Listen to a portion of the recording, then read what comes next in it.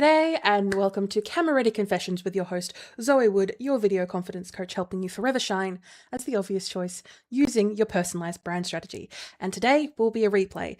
I'm very overwhelmed with work at the moment and I apologize that we have to do a replay when I had other things planned, but I promise I will do better for you in the future. It's a case of organizing and juggling things, including my own health, energy, and that of my family and my friends. So thank you for spending time with me as we move on to today's replay.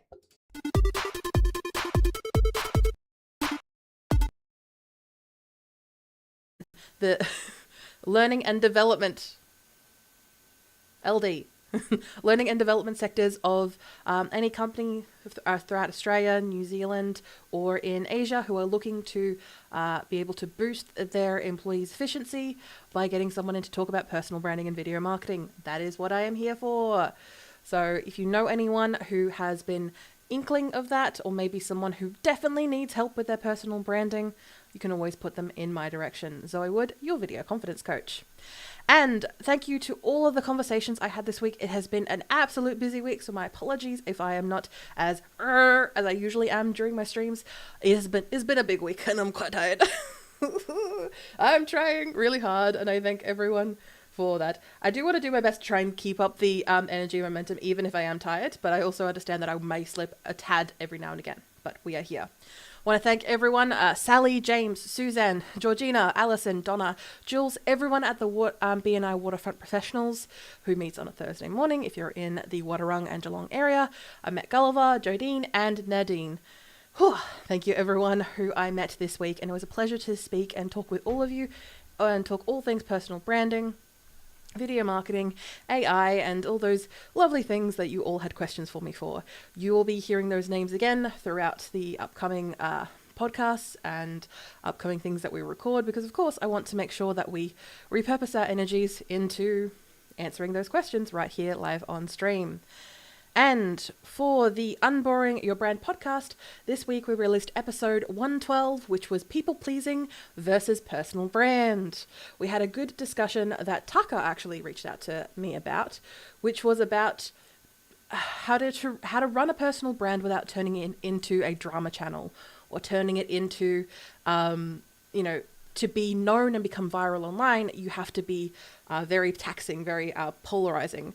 And that isn't essentially not true. You do have the ability to grow a community, grow a foundation by using your personal brand. It's just your opinions may not necessarily gel with everyone, and that's where the controversy comes in. It's more that you don't want to, and specifically from Tarka's point of view, they didn't want to turn into a drama channel because their industry is inherently full of it.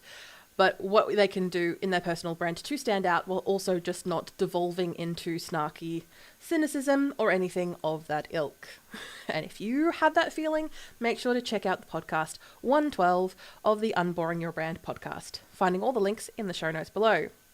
And for the Vic Podcasters, Vic Podcasters is an online group where, as you can probably imagine, we talk with all people who are the Victorian podcasters or people who are interested in podcasting in Victoria. We have had a lot of traction upcoming to our event, which I should have the details right here, and yet I do not.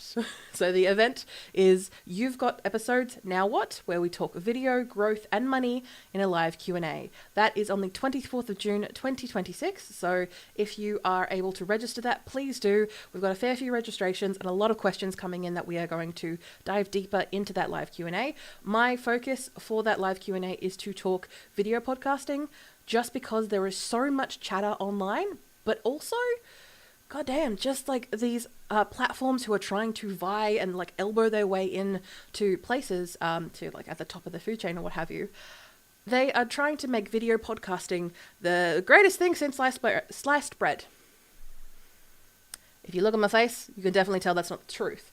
But there's a lot of things that they're claiming, and then there are a lot of things that they're doing shady and dirty behind trying to hide it out of public view. So we have opinions, surprisingly enough.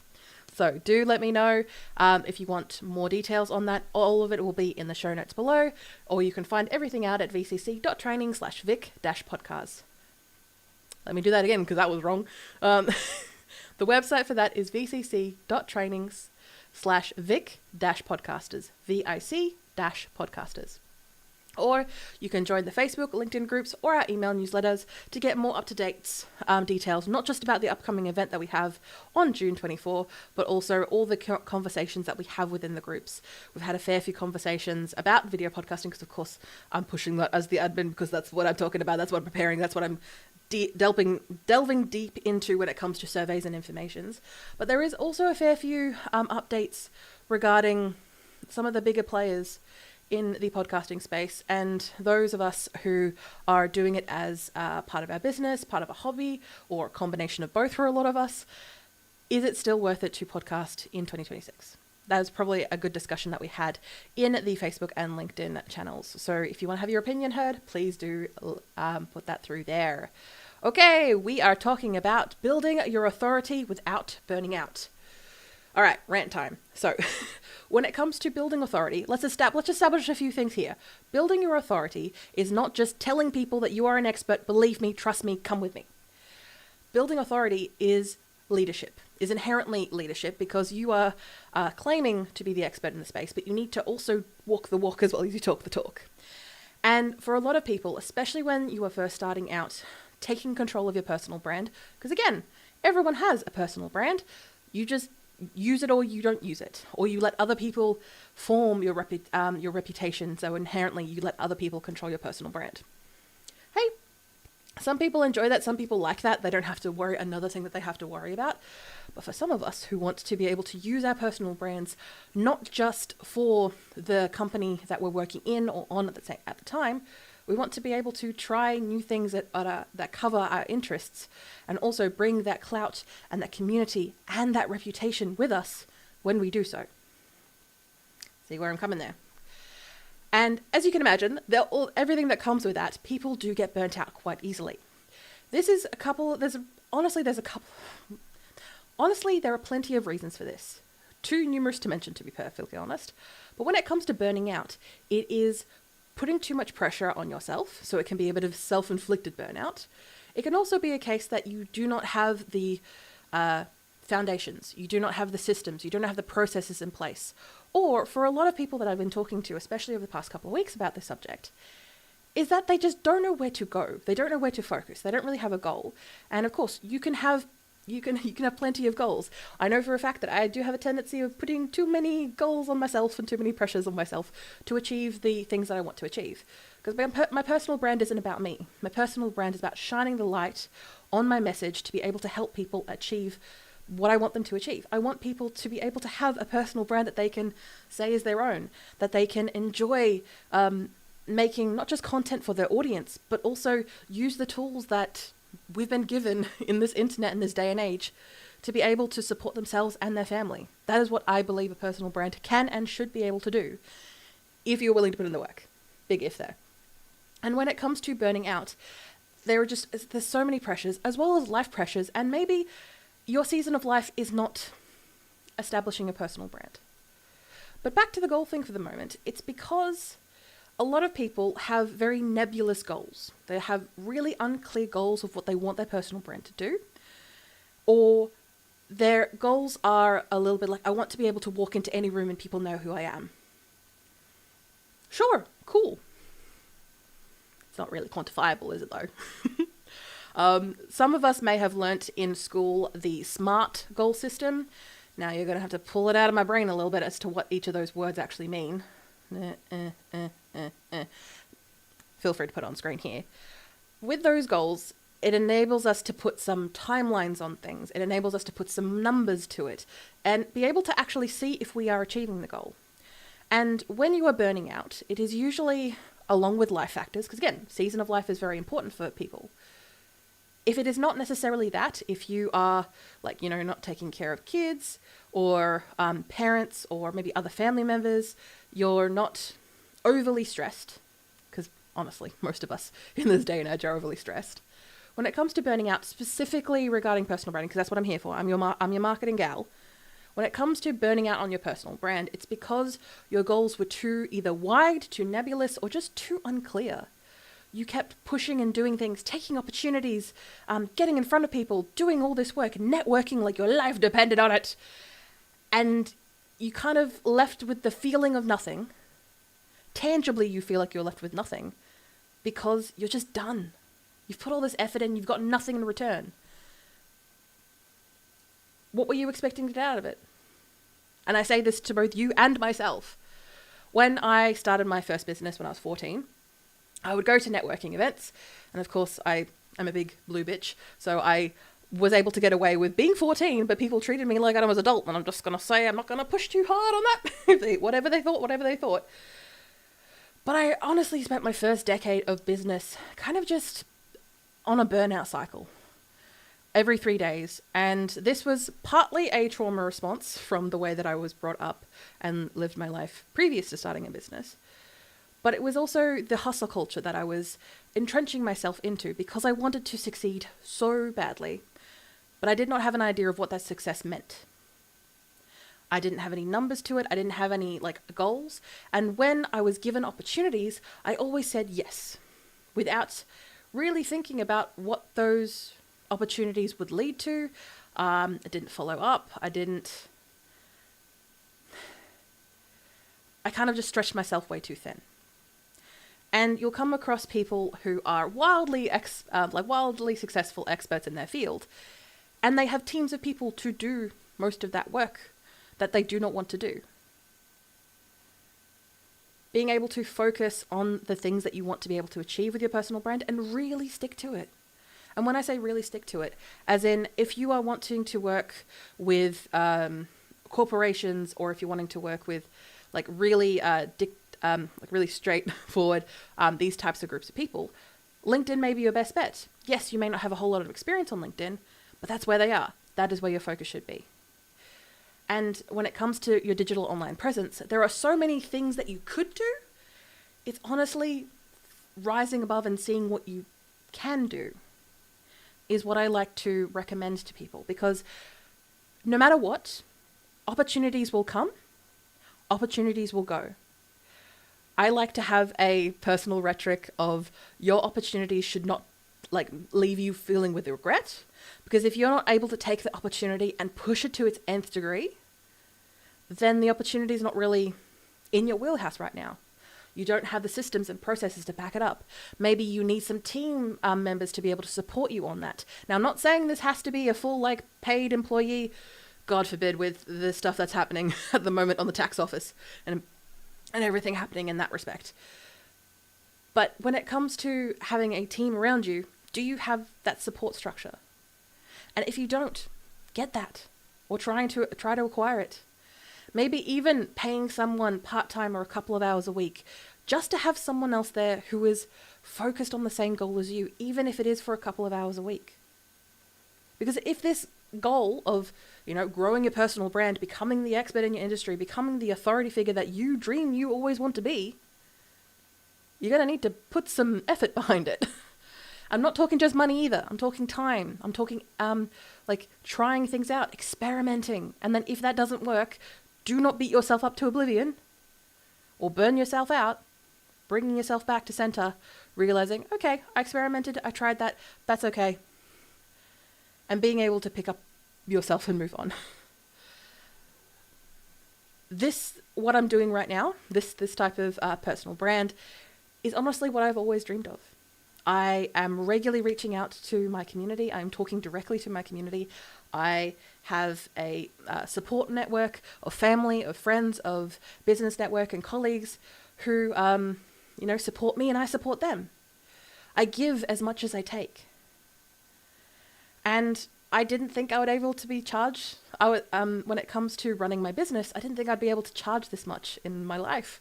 I thought I was always just going to be living hand to mouth and just kind of barely making it by, because that was what was modeled for me, but that's also what I saw in real life. And when growing your personal brand, you have that control.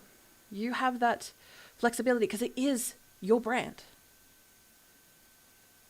Obviously, the benefit is not just for you, it's for your audience, predominantly.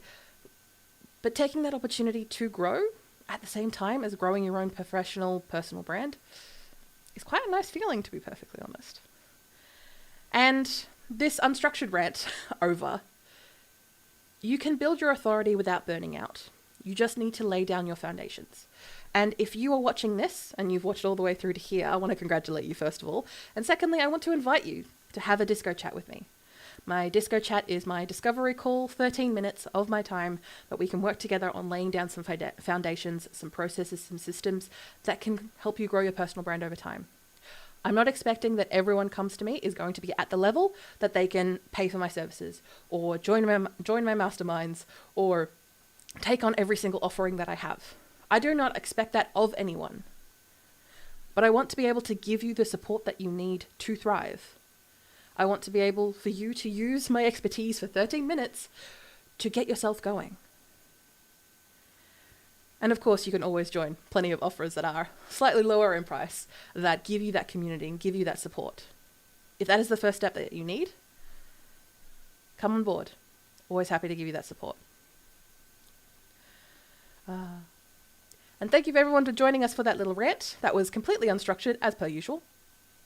And of course, I will pull that into something later on, depending on how I feel. I am definitely, I was told recently, like, Zoe, you are just repurposing everything. I'm like, yes! So should you! That's the point! Ugh! If you're putting your effort into something, might as well get your mileage out of it, get your repurpose out of it. Ugh. Ugh. So for those who are already in the know, you know what is happening or coming up next. We are moving on to community questions. So community questions are short, sharp, or at least my attempt of short, sharp questions to be able to answer people's questions that they've had to me, either sent through email, through DM, through conversation, whatever it may be. Looking at my little list here, I've got a fair few emails that I've had over the past couple of weeks. We've got one from Grace, Hannah, Charlotte, and Amelia. And all of these are a little bit about brand authority. That's my intention, is to kind of pull things in for brand authority. But if they're not, please don't sue me. And we are going to take the opportunity to breathe in. I'm going to do my best to be short, sharp, and concise. And we'll take that opportunity right after this ad break.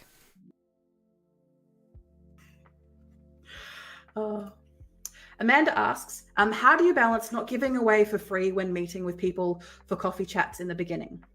I can definitely understand that mentality of like not feeling like you're giving away too much. And say, for example, myself and Amanda have recently been networking at an in-person event that I run once a month called the Geelong Podcasters. We meet on the fourth Friday of every month at Cafe Go in Geelong on Bellarine Street. Wink, wink, nudge, nudge. But one of the things that can feel quite overwhelming, especially when you're an expert in your field and you're trying to become an authority in your space, there is this need or this feeling that you need to talk, you need to constantly give. And as I mentioned before, about needing to just constantly like give people the right answers to their whatever they need. It's a little bit of a fallacy, I'm going to say, is you can never give people enough, because if the more you talk, the more you are an authority in the space. And if you're trying to help people, you're having a conversation with them at the same time. So you're able to assess if the information you're giving them is A, relevant, because they're going to be looking at you, and two, you'll be able to have a conversation with them saying, you know, this is my like general direction and advice of what I would give for you. Does this help? Yeah, no. Like they're going to give you some sort of feedback compared to, say, speaking to a camera in a live stream.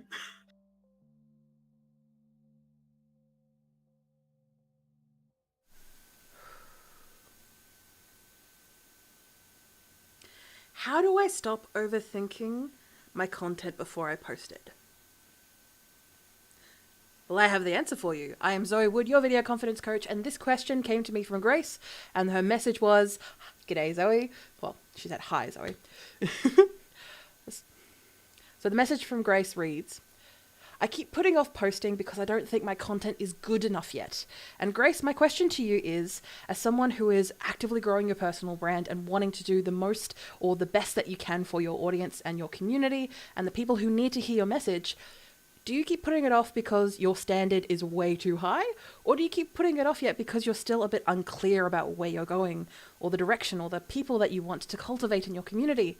These are all big, winding questions, and I totally understand where you're coming from. But when it comes to putting something off, It is a form of procrastination that can be for a multitude of reasons, that it is personalized to everyone. So I wanted to ask you, Grace, to have a conversation with me. Book in a disco chat. You can find it on my website, vcc.training/disco. And for if you are feeling the same way, you are putting off posting any content, posting your videos, you've put time and effort into the stuff that you're putting out there to grow your community, and you're just not doing it because of insert reason here. It is okay to feel this way, but you can move past this. You can do more for your community than you are now, but you're going to have to take the leap. And I think you can, Grace. This is a potential customer, by the way. They slowly go through the stages of being aware of your brand, maybe seeing a couple of posts of yours, maybe hearing you on a podcast, or maybe coming across your website in a recommendation feed, whatever it is. And they slowly move down these different stages. Now, of course, every business is different, but most of the time these stages are building the knowing factor, the liking factor, and the trusting factor to the point where they go on your website. And then that's pretty much a whole entire other funnel.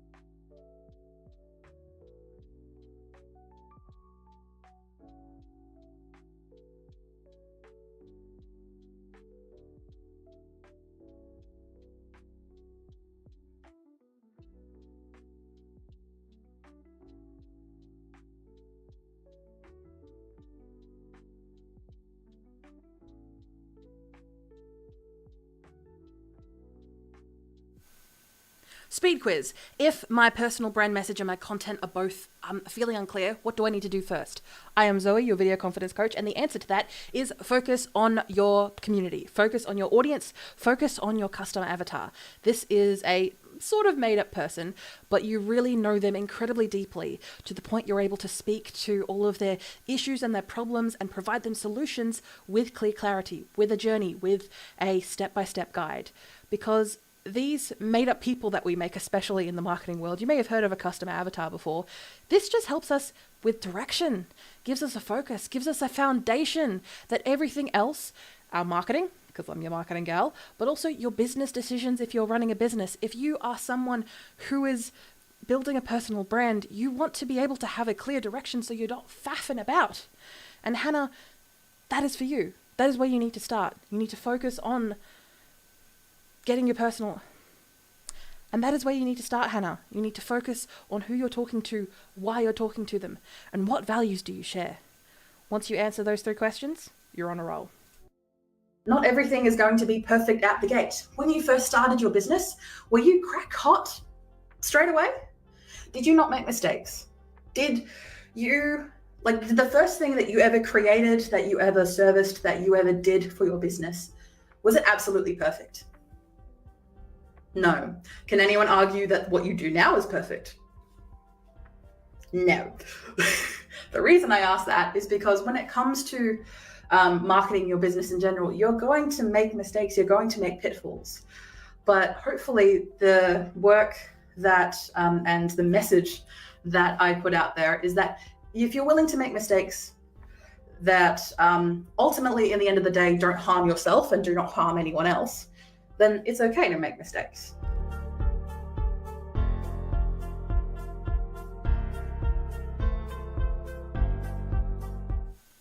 How do I make my online presence more credible and trustworthy? Well, Charlotte, I have the answer for you. I am Zoë Wood, your video confidence coach. And to make yourself be more credible online when it comes to your content that you're putting out there, especially if you've been inconsistent or patchy or unclear or just all over the place, is by taking a break, taking a breather, and just preparing things ahead of time. Taking some time to schedule in content and being more consistent. This goes for your cadence, like how many times you're posting, when you're posting, but this also goes for your message as well. You are not doing this for you. You are not building a personal brand for you. You are doing this to consistently help your audience. And this is going to mean that you're going to have to repeat your message so many times that you are going to get sick of it. But your audience isn't going to get sick of it, Charlotte. And that's what you're there for. You're there for them. So you do that for 6 months. You're going to see what happens. You're going to make sure that you're actively commenting and engaging. You're responding to posts or comments or groups that are related to what you do. You're actively engaging on the platform.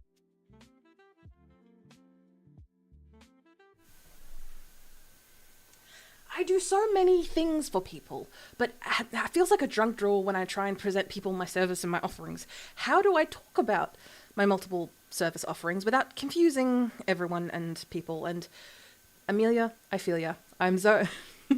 That sounded wrong. Amelia, I feel you. I'm Zoë Wood, your video confidence coach. And when it comes to multiple services, when you're trying to provide multiple solutions to people's problems, there is a through line. Whether you realize it or not, there's a through line of your values.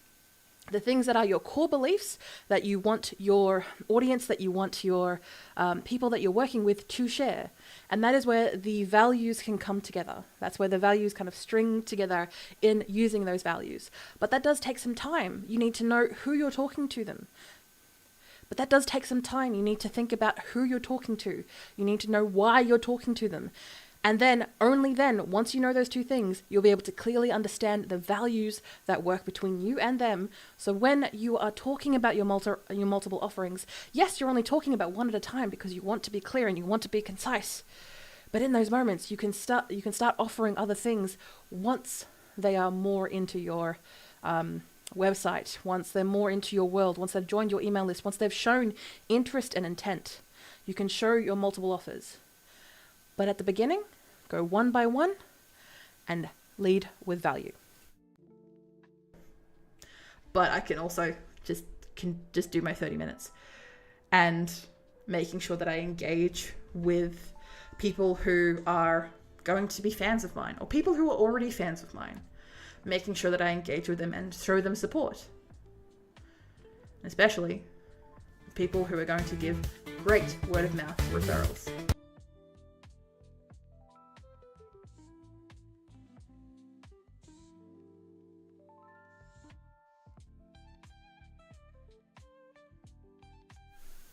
Thank you for everyone for joining us for those community questions. Did stumble a couple of times, which is quite normal for me. I'm Zoë Wood, your video confidence coach, not your completely perfect thespian, because that's not what I'm here for. So what I wanted to work through now is, so we've done the community questions. Now we're going to be moving on to an episode of the Unboring Your Brand podcast, where we are going to be touching on a subject that I realize people don't really use a lot in their own work, which is how to be unforgettable at the end of every client experience. So, of course, when I'm talking to people when growing a personal brand, I am talking to clients, as in people who are working with, usually in a business capacity of some kind, either providing services, products, or a combination of both. But I do not want you to run away if you are someone who doesn't currently run a business, but you want to grow your personal brand. Because ultimately, when you are doing what you're doing, you're there to grow your community and your audience. And as I've always said, it's not for you, it's for them. They ultimately become your clients, whether they're paying you or not. They may be paying you in respect. They may be paying you in interest and authenticity. Preferably pay you with money because you're working on something for them. We like to get paid in this world. So if you're spending if you're spending significant time, energy, investment into something, you should get paid for it. And if you aren't running it that way, then I recommend having, limitations and barriers in place. You are not finding yourself in that position where you need to find yourself being resentful for not asking for payment. So as we get ready for this next episode, feel free to comment your questions and your thoughts throughout those community questions, but also through the episode that we're about to record now. And look forward to seeing you once we start that episode. For example, I'd say realistically, all of the clients that I have now are people that I have either met at networking events, were introduced to me at networking events, or I attended a networking event as a guest and they were already at the networking event and they remembered me to the point where I'm working with them 5 years later. I'm gonna say that for a fact, that most of the people that I network with, that are my clients now, so most of the clients that I have now, I have acquired through networking.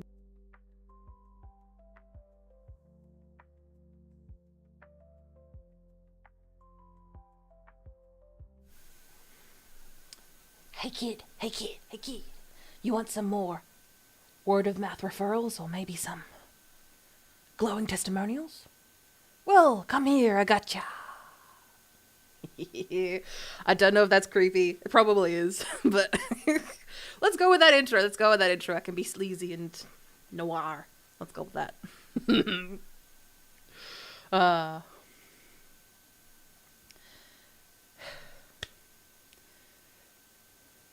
Yes. We are going to be talking about those elusive word-of-mouth referrals, as well as glowing testimonials, which you can definitely get with the people that you work with. This episode is for those of us who maybe run a business with our personal brand, or are thinking about running a business with our personal brand, as well as those people who maybe don't run a business, but your personal brand is not for you.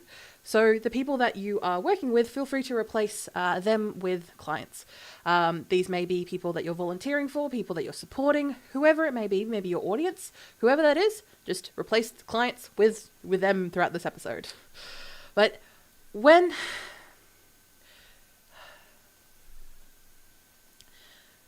I'm going to ask you a question, and then I'm going to let you breathe on it, and I'm going to ask you a question and let you sit on it for a little bit before I give you the answer. Why is it that the middle of someone's experience with you is mostly forgotten about when you ask them a week or so later? Why is it that the peak or the moment that people remember is usually how it ended? Well, this phenomenon is called the peak end rule, and of course, I'm not your pop. Now, I want to stress that I am not your pop psychology girly, but this is a phenomenon that has happened, and quite clearly throughout my life, but also definitely in yours now that I've brought your attention to it. And I'm going to tell you why this has everything to do with your referrals. We're going to welcome everyone to today's episode, and this question was brought to us by Sarah, who is over in the UK. Hi! And the question that she had was, why do some clients rave about me to everyone they know, while others seem happy at the time, but just go quiet afterwards? Now, there are many reasons for this. Humans are busy, and some people who we work with and help will be happy with what you provide and what your service is. They've just got other things to worry about because life keeps ever going, and there is always something to distract us. But in carrying on in today's episode question, the peak end rule is what ultimately it's a psychological phenomenon that is peer reviewed, so I should be fairly happy with it. Peer reviewed being looked at by other scientists and other people. And long story short, again, I am not a psychologist. I am not someone who dabbles in this field. I just work with people.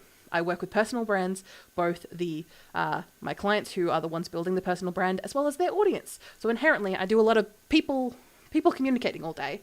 And the short version of this is when people look back on any experience that they've had, they will always put disproportional weight, mental load, mental fortitude on two things.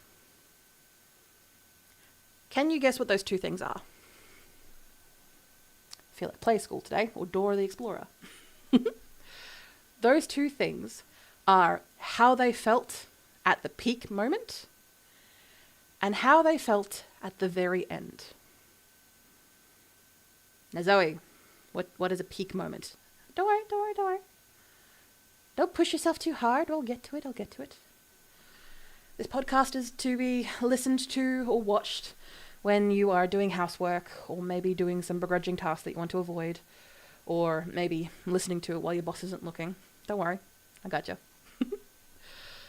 Because this applies to your personal brand, because during any sort of client interaction, be it a client session, be it a one-on-one or a group, or maybe during a conversation with a network or a peer, or maybe a potential referral partner, And of course, during any type of discovery call you are having with any potential long-term client of any kind, this rule does apply because, and this has happened to me more than I'd care to admit, people remember how they are left feeling at the end of it. Have you ever watched a movie or maybe a documentary that really moved you, that really got your heart maybe racing and falling? You followed all the, you suspended your belief and you went through the story that was presented to you and you left by the end of it going, you start thinking things differently. You start seeing things differently. I remember that very much applied to me as a kid. I think I watched Ratatouille and I turned into a French chef for a good couple of hours afterwards and enjoyed cooking dinner, which was very rare for me. But I enjoyed, going all Frenchy for a little bit there. And my apologies to my French viewers there. I take this as a solace, as loving your culinary cuisine. And this may feel like something that you aren't able to reproduce yourself when working with your clients, working with your audience, or working with your colleagues, be it. But I'm also going to remind you that this actually is possible to do when you are doing your personal branding work, because it is worth noting that the human mind is incredibly complex. Now, is it the most complex thing in the universe? No. I'm sure there's plenty of beings out there in the stars that are way more complex than us. But right now, we're kind of working with what we got. And there is no single framework that works for everyone that you meet, every time, all day, every day. The thing that is consistently supported, that is across studies and sources and theories, is linked, well, obviously with the source of this, with this one is going to be linked in the description so you can find out more. Again, I am not a psychologist. I want to stress that, so take everything I say with a plain of salt. But this is what I see from my point of view. And in regards to personal branding, of course, that if you want better testimonials, you want better referrals, and word of mouth, you need to focus on how you make people feel, especially at the end of working with you. I'm going to repeat that again for everyone in the back. If you want better testimonials, word of mouth, or referrals for your personal branding business, you need to focus on how you make people feel, especially by the end of working with them. Now, this may seem like a very big task, Zoe, and why you bring this to my attention if it's such a big endeavor. To be honest, it isn't. One example that I would love to give to you before I carry on with my script here, a good example that I have is I do my best to have multiple touch points with people. No matter if you book in a Spark session with me, which is only half an hour, to if you are a retainer client. I do my best to work and serve people to the best of my ability. I give them answers to the best of my ability. Am I available 24/7? No, and neither should you. But I am a business owner. I am doing my best to grow their personal brand. And in doing so, I support them. I follow them on LinkedIn, and if I see them on my feeds, I repost them and give them support. And I just do this inherently. If you are part of my network and I like your vibe, I inherently do this. And turns out that is what got people, referring to me. People, worked with me, saw major changes in their life, and once it became part of their routine, it is quite normal to forget. You forget how, as a baby, you were learning to walk. You fell over so many times, or in my case, you kind of boot scooting across the floor, or doing little seal maneuvers back and forth to try and move around because you weren't up for crawling for some reason. But as adults, we don't really think about that. We don't really think about how many trials and times that it took for us to walk. For those of us who are able to walk, of course. And for you and the work that you're doing, you don't really realize how many things that you've encapsulated into habits that you do every day, work that you do every day, processes or systems that you've set up. And when you work with people to strip some of that back and focus on your foundations, like I do with my Glow and Grow branding session, it can be quite hard. It can be quite annoying because you're like, Zoe, I've worked so hard on getting to these points. What are you doing to me? But that's to grow as humans being is, but to grow as human beings is to stumble. To error is to human. And when you come across this in your day-to-day life, growing your personal brand, you're gonna stumble. I do it all the time, and I am teaching you how to do this. And a practical application of these positive surprises, these feelings that you leave people at the end of working together, is something that you can control. It can be part of your systems and your processes. It can be things that you think about or just leave little notes for yourself that you can remember to do. You don't have to mention it to the client. You don't have to mention it to whoever you're talking to. It's just something that you note of. A good example is when whenever I'm working with has mentioned a date, I put it in my calendar and make sure to reach out to them when that date comes around. Now, this date could be a couple months in the future or a couple of years, whatever it is. I do my best to follow up because it's important. Because I am in the personal branding business.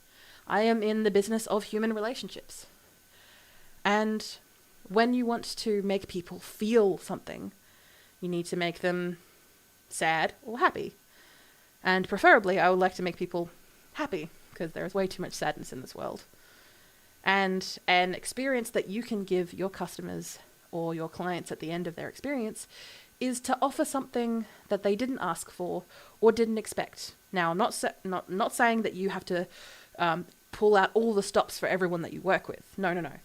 But offering them something that is of value to them, that is linked to their goals, but doesn't take too much from you. Maybe it's something that you've already created in the past.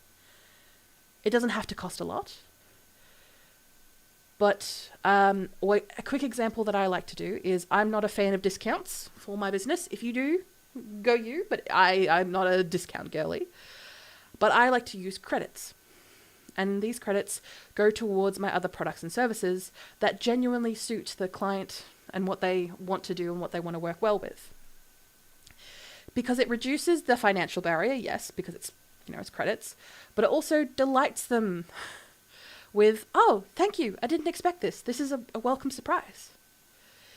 That surprise element is the thing that honestly does the work. And having an unexpected bonus can be just a bonus. Sorry, having an expected bonus, especially something that you've already signed up and paid for, is just a bonus. It's like, cool, it's already kind of included, awesome. An unexpected one is quite memorable. And actually actioning when people mention things to you.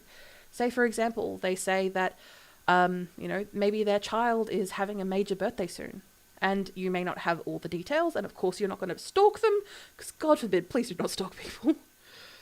But being able to reach out and say, hope everything went well with your kid's birthday. I imagine they can be quite stressful. Hope everything went well. That's all it is. It doesn't have to be anything big. It doesn't have to be anything fancy. You've had a connection with them and then you're just following up. And to be honest, most of the time, I'd say 4 out of 5 times, I get a response. People just saying, thank you. Like, thank you for reaching out. Or, it was incredibly stressful. The pony escaped and got all over the place, but it went everything fine. I don't know. I'm just imagining like a child's birthday party, or maybe like one of those those mascot suits for some sort of Bluey or like Disney princess type thing. I don't know. I have my own weird thoughts about the kids' birthday parties, but you're still having that surprise element of connection. Does that take more time from you? Yes, maybe 30 seconds or a minute. But that is time well worth spending because you are reminding of them that connection with you. But also you're being human. You're giving an unexpected welcome surprise that did not take that much time off you. That did not take that much energy and effort of you. And once you have a systems and a process to help you back this up so it is easier for you to remember and also remember to do these things, it is going to be a lot easier for you. A good example that I use quite regularly, so I am a network girly, as in I like to go to business networking events on my heyday around 5 to 6 times a week. Do not recommend that for you or anyone for that matter, but usually at the moment I'm doing about one networking event a week. These can be virtual or in person, and these are specifically rooms that are built for business networking. That's where I like to go, and that's where I like to thrive. And when it comes to the people that you meet at these events who remember you, they have a tendency of remembering you and remembering of you fondly, are often the people that did most of the talking. So you had an interaction with them and you leaned in. You asked questions. You did 10-15% of the talking and they did the rest. Because you let them feel heard. You let them feel seen. And it's a peak moment that you are creating for them, that you are supporting them in. And that is going to come back to you. I am very much a person who believes in the more that you give, the more that you gain. Now, I push that to an extreme. And what I mean by that is obviously going to multiple networking events a week to the point of burnout is not good. But I would constantly lean in and constantly offer more than I ever really should have given, because it was going to take out of me, out of my mental stability, financial stability, emotional stability. But giving them a couple of minutes, leaning in, asking questions, and even if you know nothing about the industry, pay attention to their passion. Pay attention to their interests. Because if you are doing any sort of networking, you are building a network of people who will definitely need this type of person's services. And if you want to take that next step of connecting these people, you can do so. You don't have to do this for everyone, mind you. Just people that you can draw the connections on in your head. And that doesn't cost anything. Yes, it costs a bit of your time to, say, attend the networking event, find parking, get there, get dressed, and crash after the night. But as long as you're not doing 5 to 6 each week, it should be fine. Because your generosity begets generosity. And when people leave their conversation with you, they feel like they got more than they initially came here for. And especially for those clients who have paid you, invested money, time, and energy into you. Even if they're just buying products off you, they are still investing in your brand. And those are the people who are going to likely to send referrals, leave reviews, and talk about you around other people when you aren't in the room. Now, am I doing this inherently as a marketing tactic? Not really, just because I'm a human being and I prefer to be nice to people. Now, of course, I am not a pushover. I am not just happy to give anything and everything away. And as I have gotten more notoriety, good or bad, you decide, there is more people asking for more of my time when I have very strict barriers in place. Like, cool, if you want to have any of my time, book in a disco chat. Simple as that. If you want my energy for more than that, you are going to have to pay. Yeah. You can join me on these camera-ready confessions that I record every Friday at 10 a.m. Melbourne time. And that is something that I'm already doing. And awesome, great. You can join me there. But outside of that, do not expect an immediate return. Do not expect to be treated like a paid client when you aren't paying me. And your generosity can still be at a level that you are comfortable with, but be understanding that if you are limited with that generosity, that again, you are fully capable and not burning yourself out, you are going to get the same back. You're not necessarily going to get it straight away, but you are going to get it back. And unlike me, you do not need to be the loudest, brightest, flashiest person in a room to get this type of tactic to work. It is about your intention, not your personality. So, to recap some of the things that we've been focusing on aiming for before I get to the actual recap, is that what we are aiming for is when someone walks away from an interaction with us, be it a paid or a free or a casual chat, whatever the situation is, when they walk away from an interaction with us, you want them to feel like they've achieved what they came for, and then a little bit extra. They've come for what they came for what they initially reached out to you for, but then they've got a little bit more. And that little bit more is what they talk about, is what they rave about to their family and their friends, is what they talk about with other potential referral partners, is what they talk about and give you a testimonial. Now, they may not have the right words to be able to use, and what you can do is use services like Bonjoro, which you can use the link in the description, which is essentially a video platform, which I use to be able to capture testimonials on a slightly easier basis, because they don't need to think about the words, they just need to say what's on their mind. And usually with the people that I work with, I help them be able to achieve that. And for those people that aren't able to do that, maybe using words they've already given you, cleaning it up, sending it to them, saying, hey, does this sound about right? Do you mind if I use this as a testimonial from you? And most of the time, I'd say 4 out of 5 times, they're probably going to say yes, because you've done the legwork and all they need to do is say yes. Win, win, win, win. Saying that little bit extra is what drives referrals, is what drives word of mouth. And making that little bit at the end count is what makes everything easy when the middle is already taken care of itself, because you're the expert and you're the professional. See where I went with that? So recapping everything that we discussed today is that the peak end rule, see, that's the name of this study, and feel free to check all the details down in the description. The peak end rule says people remember 2 things about an experience with you. They remember the peak moment and how it ended. And everything else is kind of a bit of a blur. So for you to use this for your personal brand, you need to design a strong ending. You need to think about the last thing that someone feels when they finish working with you, and giving them a positive surprise, even if it is a little thing that is easy for you but means more to them and their values, is the most effective tool you can do. Maybe even start noticing this from other people. Can people give you something that they did not expect near the end of an experience with them?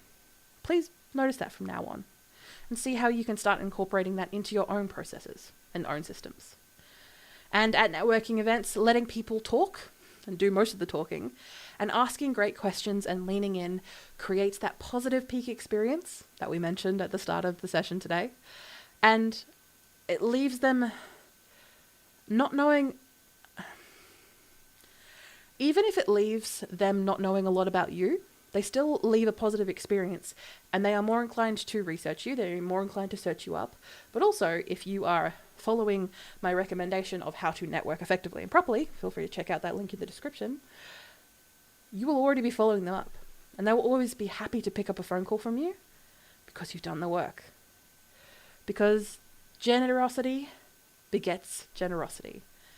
And once a delighted client, member of your community, has enjoyed an experience with you, they are going to refer you to other people. They are going to refer you to more delighted clients. And just please, please promise me that you won't burn yourself out in the meantime. Because your personal brand is there to serve your community. And it does not help you being burnt out. Thank you. If you are listening to us on your podcast app, please load these next episodes up in your podcast catcher. Or if you're watching this on YouTube, please load these next 2 episodes in to your playlist or your watch next playlist or watch now, whatever the system is.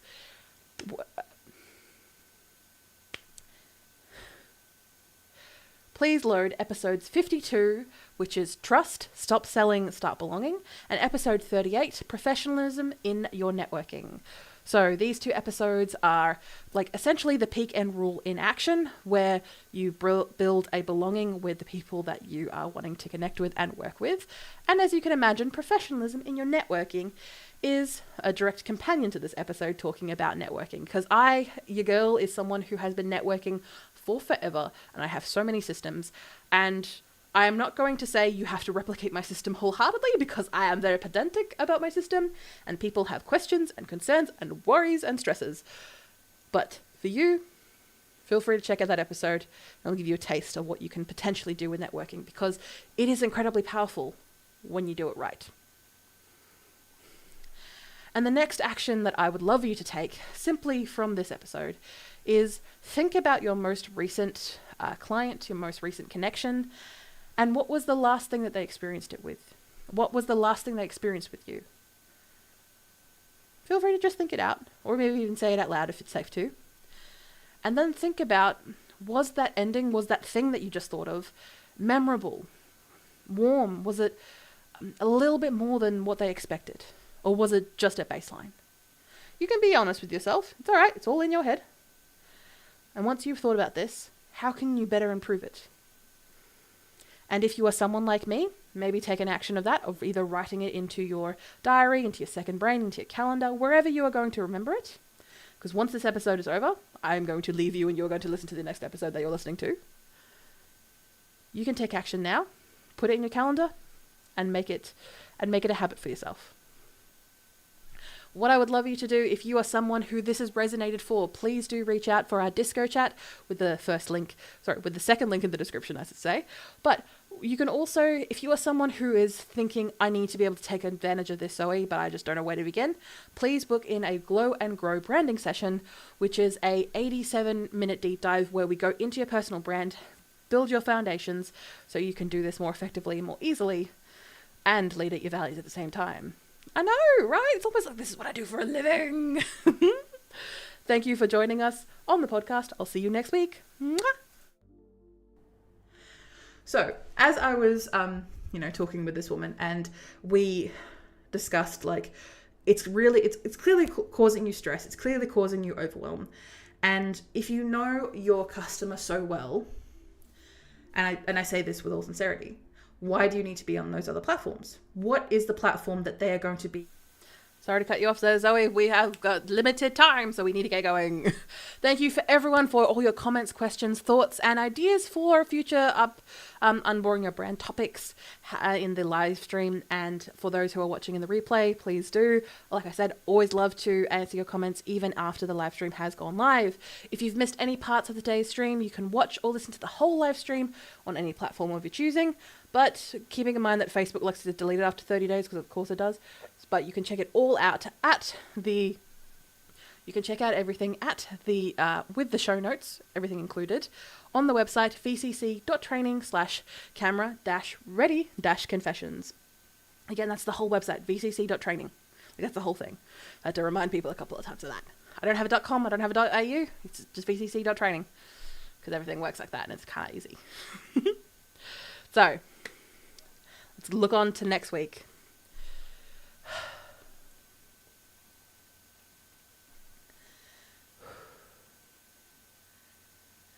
You know the moment when you start talking about your offer and suddenly it just feels too busy, too salesy, too much? So you avoid that cringe feeling building up in your stomach. Having it burble out and just butterflies in your stomach, and you kind of push it down. So you either over-explain or feel the need that you have to over-explain, or you soften the edges of everything because you don't want to feel like you're salesy or you're pushy, or you avoid talking about it at all. Welcome to the club. We just avoid everything, or we procrastinate. If you're a procrastinator, please join me on that. Meanwhile, the people who are simply that are using grounded stories. Meanwhile, the people who are simply telling it as it is with grounded stories, are connecting faster and getting results without any of the awkward pitch energy, because it almost feels unfair, to be honest. It leaves you wondering how you're going to do it without everything It leaves you wondering how you're ever going to be able to do this without everyone just completely turning off you. In this upcoming Camera Ready Confessions, I, Zoë Wood, your video confidence coach, help you unpack those strong stories as to that will do all the heavy lifting when it comes to your connection and your sales. You'll see what actually happened when your story lands, for a change, and why selling can often feel clunky on camera, but how this wide gap might be slowing down your message and your momentum, because your personal brand is worth it. I'll see you on Friday at 10 a.m. There we go. Now, thank you everyone for joining me. Confess your camera sins next week, same time, same place. Ah.